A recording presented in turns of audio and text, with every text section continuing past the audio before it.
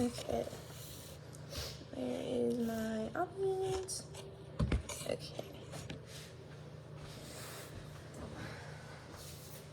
So, 75% of Americans have read one book in the total of a year, which I think is like a crazy number because, like, I would have thought that more people would have read more books.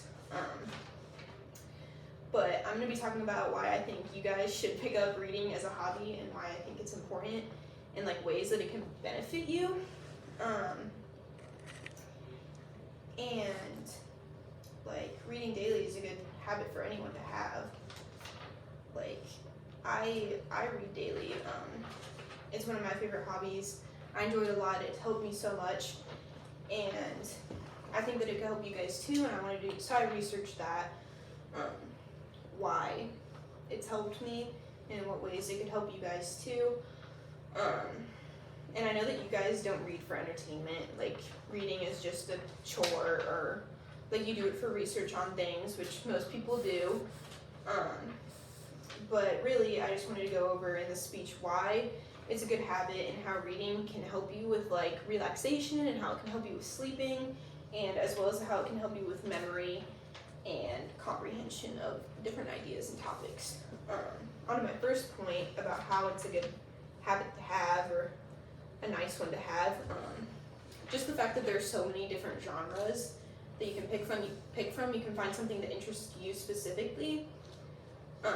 Like I personally like fantasy books. Other people might like mystery or romance. And just for fun, I found some research on why there was, can you move your cup please? I figured out why there was some research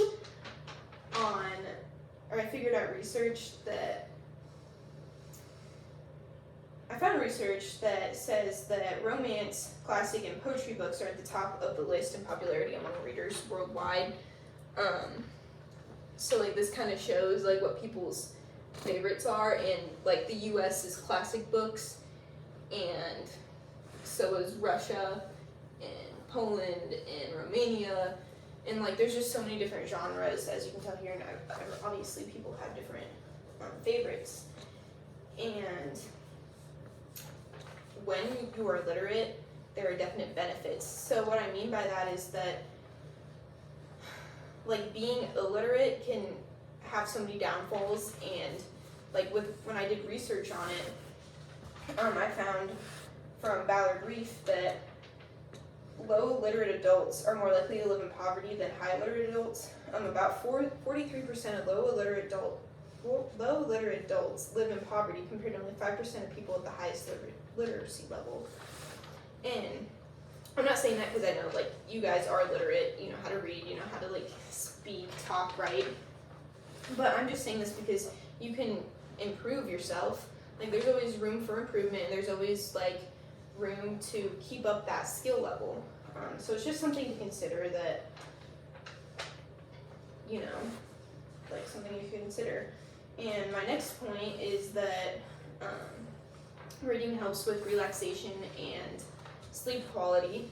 So most people, like myself included, watch TV before bed, which can lead to different and bad like sleeping habits and like sleep quality. And research I found from Hartley said that turning on TV before bedtime can disrupt our sleep cycles, and excessive exposure can lead to depression and anxiety.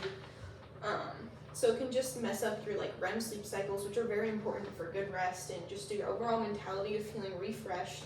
And compared to going to bed after reading, that helps with relaxation of the mind. And there was a study done by the National Library of Medicine, and they said that reading a book in bed before going to sleep improves sleep quality compared to not reading a book in bed.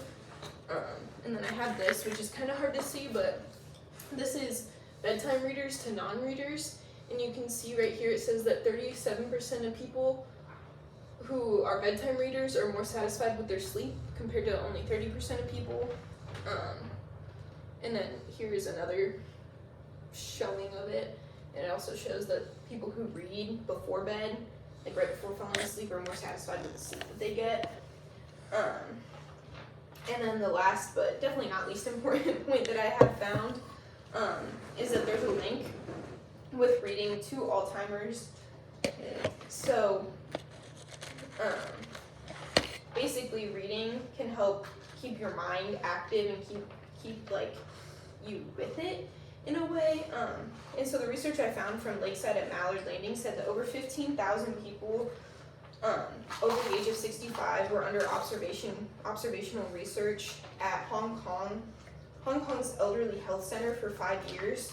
So at the start of the study, none of the participants had dementia, and those who reported engaging in intellectual activities such as reading, periodicals, and newspapers, as well as playing board games and like activities like that kept you like there, had a significantly decreased risk of developing dementia. So like there was a lowered risk, and like it just kept you there. And I'm not saying that because like you guys are old or anything, but it's just because like it's a good thing to keep up with, and like anyone should keep on reading. It doesn't matter like what age you are. It just matters that you have that habit, and it can help prevent this in the future for you. And just to wrap this up, reading is a really important thing to keep up with. It's a good hobby to have. It can provide entertainment, like if you're bored or anything. It can give you information. You can learn more. You can improve yourself. It can help you with your sleep, as well as improve your memory and decrease the risk of dementia. And I would like to strongly advise you guys to start reading, because I know you guys don't. And I think it's like something that you guys can pick up, and you don't have to spend that much time reading a day. And you guys can still learn so much more. Like there's so much more that you guys can still learn and challenge yourself with. So thank you. That's just it.